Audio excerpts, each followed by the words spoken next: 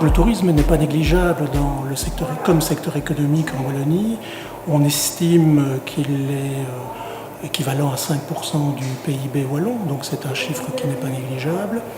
Les études sembleraient nous dire que ça couvre peut-être 50 000, certaines études disent 60 000 emplois, donc c'est un secteur économique qui à la fois est important en termes de PIB, mais aussi important en termes d'emploi.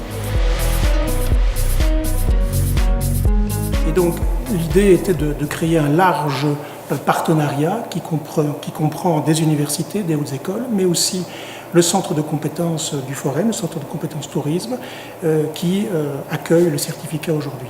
Et donc il y a eu tout un travail préparatoire de rédaction du programme, de travail de partenariat, voir un peu comment ces institutions qui avaient une culture différente, des enjeux peut-être différents, pouvaient se mettre autour d'une table et travailler à la production de quelque chose d'original, c'est-à-dire ce certificat au management du tourisme.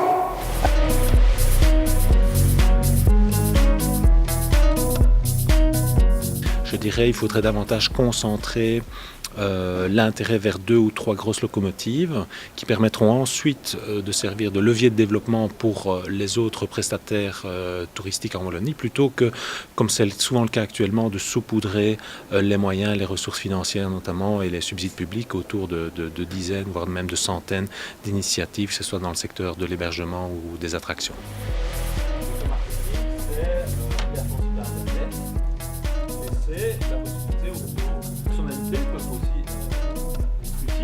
Le point de départ, c'était vraiment de donner un bagage suffisant pour demain se lancer dans l'aventure de l'entreprise touristique, que ce soit au niveau privé ou public, donner le bagage nécessaire en management d'entreprise, gestion d'entreprise, que ce soit au niveau marketing, financier, gestion des ressources humaines, réflexion stratégique.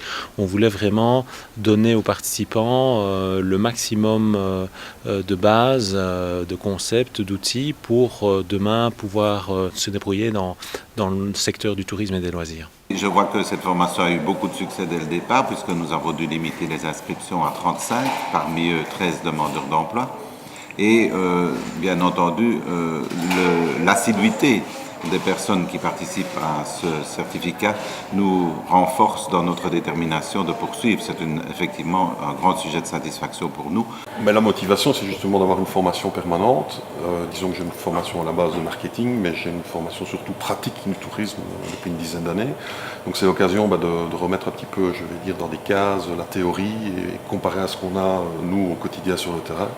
Et puis trouver de nouvelles pistes de développement. Tout d'abord, moi ça fait une quinzaine d'années que je suis active dans le tourisme, mais je n'ai pas à l'origine une formation touristique puisque je suis économiste.